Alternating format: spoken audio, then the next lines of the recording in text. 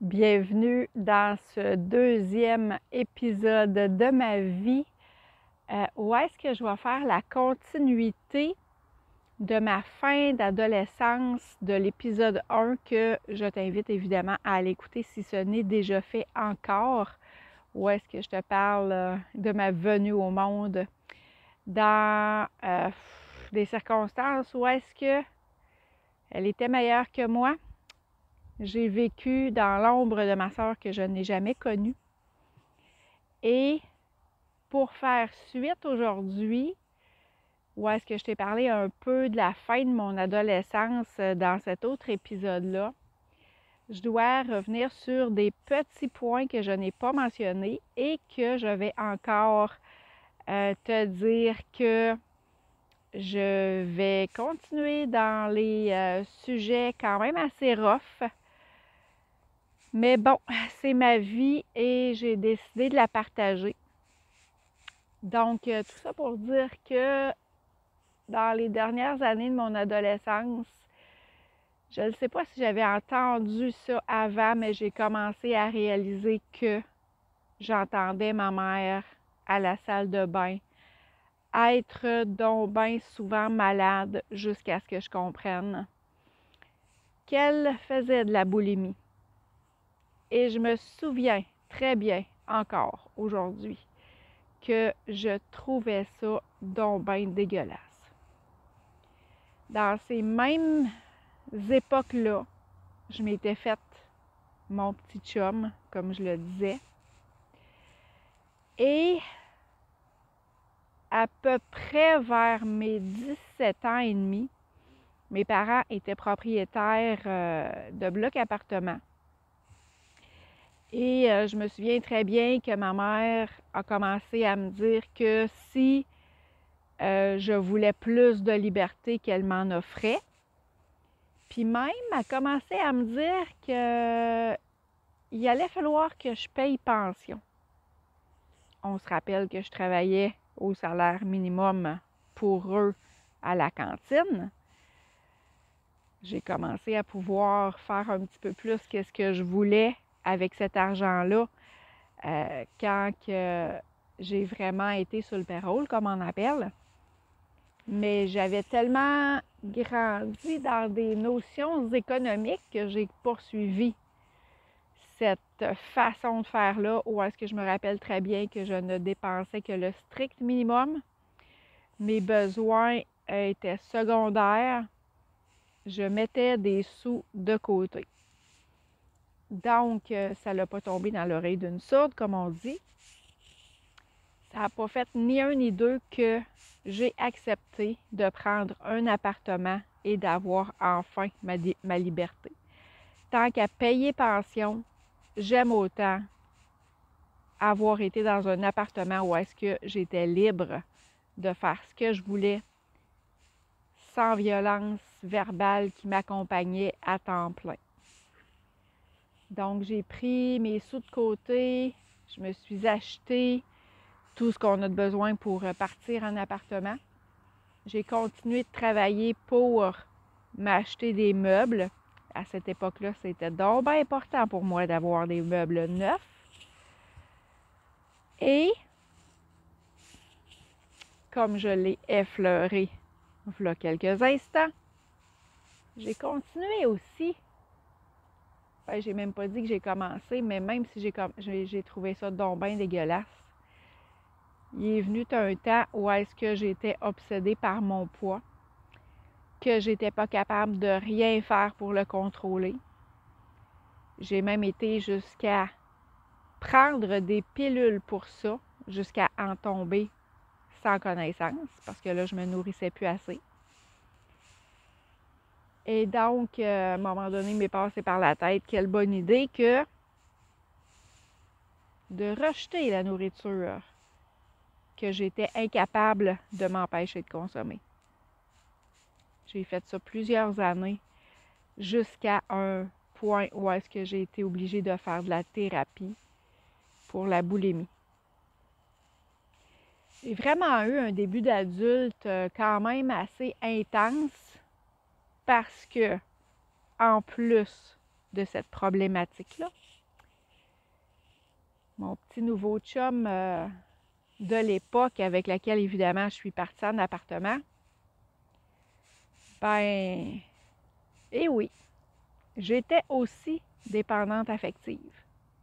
J'ai été 7 ans de temps avec lui. Mais quand on dit dépendante affective, là, écoute, c'était à côté. C'est moi qui gérais évidemment son budget aussi. Il n'avait pas le droit de dépenser à peu près quoi que ce soit. On recule de quand même au-dessus de 30 ans. Je me souviens que je devais y donner quelque chose comme 20$ par fin de semaine. Ça comprenait son gaz pour aller travailler et sa petite caisse de bière qui s'achetait pour la fin de semaine. On faisait rien. On faisait à peu près rien. Travail, métro, boulot, dodo, la fameuse matrice. Jusqu'à ce qu'à un moment donné, ça pète. Donc, moi, la fille qui faisait en sorte de garder toujours mon chum à mes côtés et que quand il partait, pour X raisons, je n'avais pas de vie pantoute, là. Je faisais juste regarder la poignée de porte à attendre qu'elle se tourne à nouveau et de le revoir dans l'appartement. Quand j'ai commencé les thérapies, je réalisais qu'à un moment donné, c'était problématique. J'ai mis fin à cette relation-là, mais pas à cause de dépendance affective, mais parce que à ce moment-là, mes parents avaient vendu la cantine, donc je me retrouvais sans emploi. Et on s'entend que dans ma Gaspésie natale, je trouvais ça quand même bien plate. Fait que j'ai décidé de venir vivre en ville. Je suis tombée en amour avec Québec. Le vieux Québec, le château, les activités, c'était de toute beauté. Donc, le chum a suivi. Ça a passé proche qu'il y ait séparation. C'est moi qui l'avais décidé. Je l'ai tellement, mais tellement supplié qu'il a suivi. On a été 7 ans de temps ensemble, là, mais pauvre lui. 7 ans de calvaire. Où est-ce que je me souviens encore très bien qu'à tous les mois, on avait au moins une chicane au point de mettre tout son linge dans des sacs à poubelle, le sacrer dehors, et aussitôt qu'il prenait les sacs pour s'en aller, de me garrocher dessus jusqu'à être accroché à ses jambes pour pas qu'il parte. Ça aussi, c'est une transformation intense versus la femme que je suis, avec la relation que je suis. Mais encore là, pour que tu comprennes la transformation de ma vie, de la fille indépendante que je suis aujourd'hui, j'étais dépendante à côté. Et quand je pense à ça, je me dis, pauvre gars. Donc, on s'est pris un appartement en ville. Ou est-ce qu'on continuait la même matrice? Là, on s'était fait un petit réseau d'amis. On sortait rarement, ça coûtait bien trop cher. C'était bien mieux les parties d'amis à la maison, ce qui était en soi bien parfait. Au moins, on avait une vie sociale, pas mal plus que ce qu'on faisait en Gaspésie. Au travers de tout ça, c'est pas mal là où est-ce que j'ai commencé à travailler à temps plein parce que dans une cantine, c'est saisonnier. Donc, tout ce que je connaissais de la vie professionnelle, c'était le travail l'été et le chômage l'hiver. Où est-ce que j'étais tellement dépendante que j'étais même pas capable d'aller voir la famille à l'extérieur. Même si j'essayais, je redébarquais du char, puis je me disais, ah non, je suis pas capable. Il y a eu une semaine dans cette période-là où est-ce que je me suis souvenue que ma sœur, qui était en ville dans la région de Laval à ce moment-là, avait accouché et tant qu'à être sur le chômage, je m'étais dit, je vais aller l'aider. j'ai pris mon petit courage à deux mains et je suis montée la rejoindre. Puis après quelques jours, je me suis rendu compte que je m'ennuyais même plus de mon chum. Mais ma semaine était faite. On a gardé le planning initial. Je suis retournée le trouver et je suis retombée dans ma dépendance affective. Je ne sais pas ce qui serait passé si je ne serais pas revenue, mais j'ai continué ce pattern-là. Donc là, à ce moment-là, j'étais rendue à Québec, où est-ce que je me suis trouvé une petite job. J'ai essayé dans les restaurants, mais écoute, ça, c'est le jour et la nuit entre les cantines. J'ai pas fait long feu. Je me suis retrouvée, j'avais 0 études. J'avais seulement fait un secondaire 5 dans ma vie. Je détestais l'école. On se rappelle que je disais que j'avais pas des bonnes notes. Donc, je me suis lancée dans le télémarketing, imaginez-vous donc. La petite talente qui appelle. Mais j'avais quand même un certain succès, puis j'avais quelque part la fibre entrepreneuriale, ce qui fait que j'ai vite grimpé dans les échelons.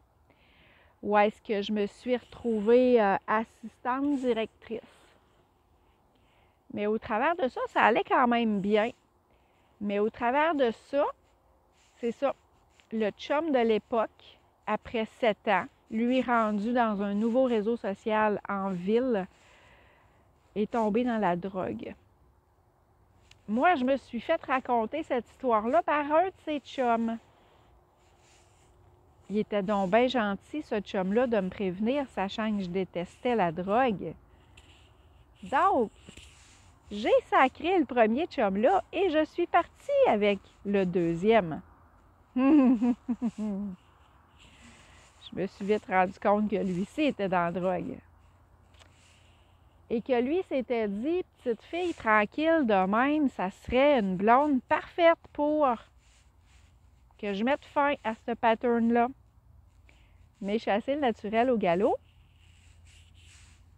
Lui-ci, à un moment donné, il a quand même eu l'honnêteté de me le raconter, de me l'avouer et de me dire « Je ne suis plus capable d'être avec toi parce que je sais que tu détestes la drogue.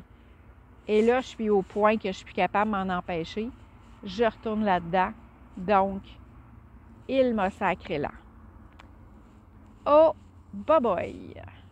La dépendante en a pris un méchant coup.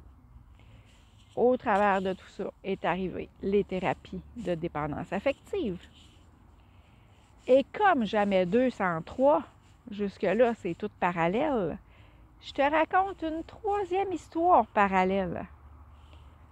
Mon père, que je t'ai raconté dans l'épisode numéro 1, où est-ce que c'était pour moi la seule personne aimante de mes parents, mon idole, il est tombé malade. Il a eu 60 ans et 2 mois et est décédé du cancer. Lui qui avait dit toute sa vie, workaholic, je vous le rappelle, à ma retraite, je vais faire ça, je vais faire ça, je vais voyager. Oui, il avait commencé un petit peu, c'est certain. Il avait acheté un condo en Floride où est-ce que j'ai eu la chance d'aller passer quelques semaines dans ces époques-là. Mais je me suis vite rendu compte que ce plus gros drame-là de ma vie encore à ce jour a été le cadeau le plus mal engueulé, le plus mal emballé qui soit parce que après de la thérapie, ça m'a pris encore de la thérapie pour me sortir de ce deuil incroyable-là, qui m'a poursuivi toute ma vie, mais que je n'ai pas réalisé jusqu'à dans les dernières années. Mais au moins qui m'a laissé une leçon de vie incroyable de me dire que profite de la vie, ma grande, parce qu'on ne sait pas si demain matin va être là. Donc, à partir de quand le gros du deuil a été passé, j'ai commencé à plus profiter de la vie à ce moment-là. Dans un voyage en Gaspésie, d'où est-ce que je viens, je me suis rendu compte que le métier de toiletteur existait, moi qui avais toujours eu des animaux, que c'était moi qui les taillais moi-même avec les moyens du bord. À mon retour en ville, ça n'a pas été long que j'ai trouvé de la formation et j'ai été faire le cours de toilettage. J'irai pas plus loin dans cette phase de vie-là parce que elle est quand même incroyable. Je vais t'en reparler dans le prochain épisode. Mais aujourd'hui, ce que je voulais beaucoup te raconter, c'était cette continuité de défi-là, où est-ce que j'ai eu à dealer avec la boulimie, la dépendance affective et le deuil de mon père qui était mon idole. 3 gros cadeaux mal emballés, oui,